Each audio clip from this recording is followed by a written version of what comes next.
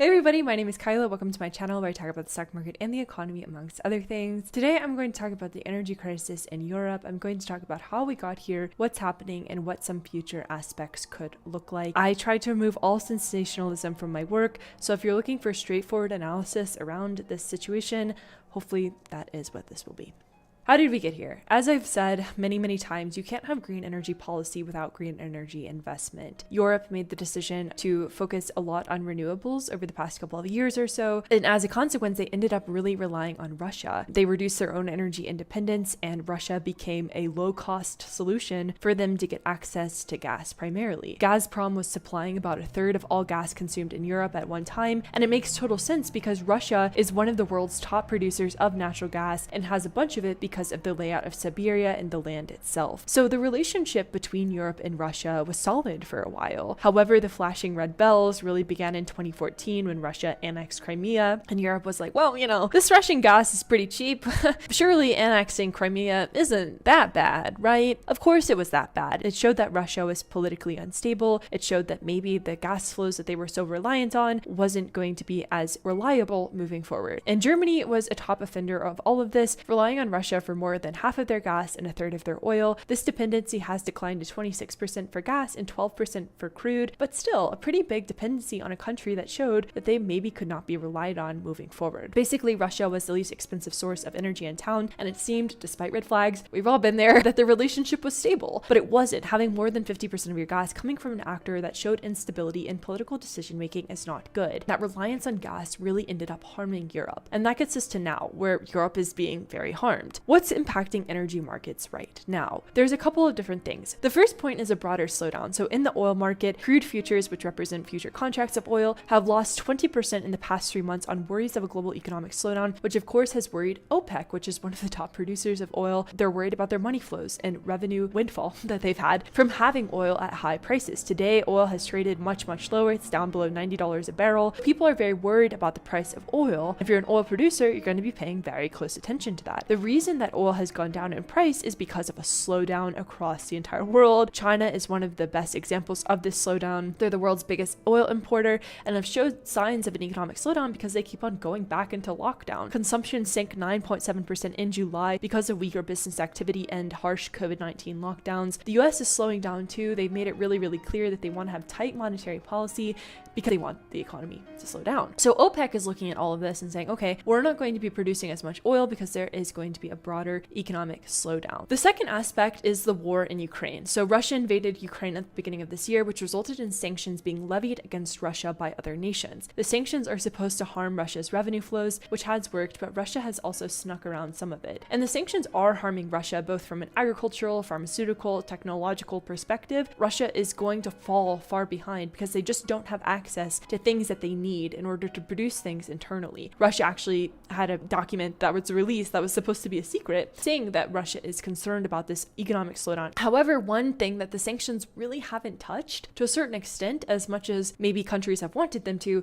is energy. Europe was like, well, we can't really sanction energy. And it was like a whole thing for a while where Europe was like, well, we really need energy from Russia. We're going to keep on letting them do this thing, which has provided a substantial amount of revenue to Russia. So not only have they had revenue from Europe, but they've also tried to work with Asian countries to get some long-term oil contracts at steep discounts for those Asian countries to have different revenue sources outside of the West. And Gazprom and CNPC have agreed to do a ruble-won currency exchange. Gazprom said that it will shift its contract to supply gas to China in rubles from euros as the Kremlin steps up efforts to move to trade out of currencies it considers unfriendly, such as the US dollar, such as the euro. So Russia and China have developed this deal where they're essentially evading Western currency. How is Russia doing? They need these alternative revenue sources at this point. They no longer have access to the West, as I talked about, so they are sort of falling behind technologically, and they need a way to have money because the West is cracking down. Last week, the G7 nations implemented a price cap. So Canada, France, Germany, Italy, Japan, and the UK, the US, and the European Union have all agreed to a price cap on Russian oil aimed at curbing the Kremlin's revenue. It's not really clear when the price cap will be implemented. The G7 said we're going to invite all countries to provide input on the price cap design and implement this important measure, but it's a nightmare. Nobody really knows what's going on. It just might happen. And of course, Russia is going to retaliate. On the same day that the deal was agreed, Russia announced that it had cut gas supply to Europe through Nord Stream 1, had completely cut it off indefinitely. And they said, hey, you're not allowing us to do maintenance, so we're not going to be able to provide provide you gas. And now Europe has no access to gas through this main pipeline, which is a really big problem. Also, around the same time frame, OPEC was like, hey, we're going to reduce global oil production. So going back to that point about an economic slowdown, they said, hey, things are slowing down. We're not going to be producing as much oil. So all of a sudden, supply is being cut across the board. Gas and oil are two different things, but essentially energy itself is the supply is being constrained. Russia said it will not resume supplies to Europe until the collective West lifts sanctions against Moscow over its invasion of Ukraine. So Russia is trying to find a different solution. They're going to Asian countries. They're trying to price out stuff with China. But the thing is, can Russia's infrastructure even support that? Russia is locked into different services because the gas pipes, right? You can't really turn your pipes around and put them somewhere else. The infrastructure is in place to go to the West, to go to Europe. So Russia is in a bad spot. Russia is as reliant on Europe as Europe is on Russia just because of the infrastructure itself. Europe is reliant on Russia because poor energy policy decisions. And OPEC is sort of exacerbating the whole situation and cutting production because they're worried about oil prices to stabilize global markets. And another sort of exacerbator of the whole situation is a strong dollar. So a strong dollar is making energy more costly because countries that import oil pay for it in the dollar, and those that export the commodity receive payment in US dollars. So a stronger US dollar is going to weigh on oil because it makes this dollar price commodity more expensive for holders of other currencies. So it's a whole mess and a whole situation. It's not good because it gets into that point of there's just not enough supply. And so going back to the idea about gas, I know I've been sort of like combining the two, but it's really just a broader energy supply crunch. So why is Russia's cutoff a big deal? Why is it important that they fill sites? Germany is unlikely to meet its target for filling natural gas storage sites to 95% because of the Russian supply cut. And this is important because natural gas is used for power, electricity, and space heating, and it's super seasonal. So they have to have enough going into the wintertime to make sure that there aren't blackouts, to make sure that people don't freeze.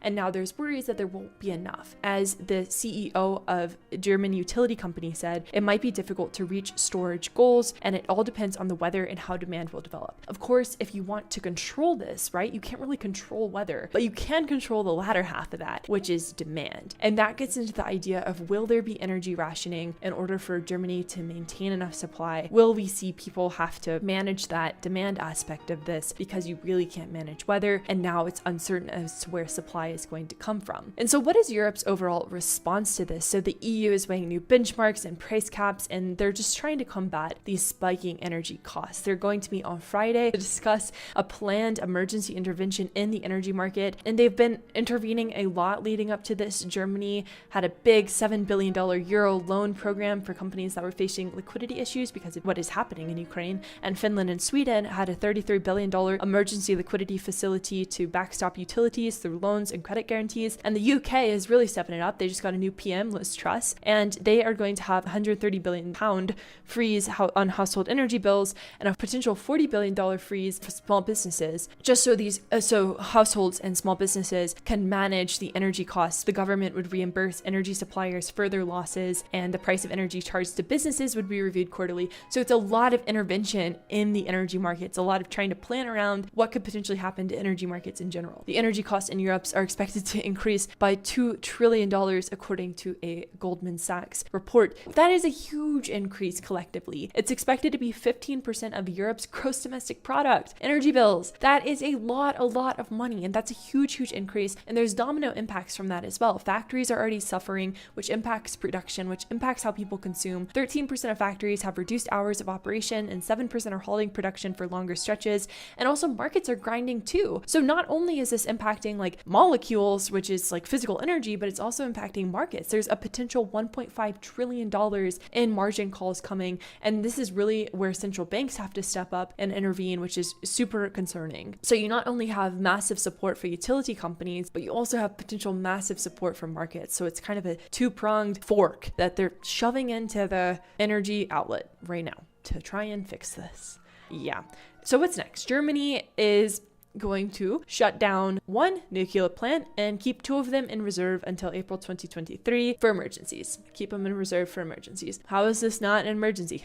Japan decided to reopen 9 nuclear facilities by year end because of the energy costs, but Germany is kind of like, no nuclear power, which is it's a little silly, one would say. And as we think about alternatives, which would be nuclear, coal is unfortunately one of the alternatives as well, but coal prices have surged amid record predictions for stronger demand from Europe because of uncertainty over gas flows, right? So Europe is going to be like, give us some coal. The coal market is not doing that well. Coal output is experiencing a sharp, sudden contraction because of disruption to exports. Miners are like, whoa, it's really unsafe over here. It's less efficient and there's less output, and we don't have the spare parts and equipment that we need in order to produce coal. So not only are we seeing a big disruption in natural gas and oil, but we're also seeing a big disruption in coal. Yikes. And what's really interesting about this is China somehow has the upper hand here. So because China's economy is slowing down and because they are one of the top buyers of natural gas, Europe has been buying Russian gas through China, which is so interesting. The thing is, this gives, of course, China a little bit more political leverage and the more power that China's policy decisions will have for Europe moving forward. The irony is, quote, as Europe attempts to wrestle out of its dependence on Russia for energy,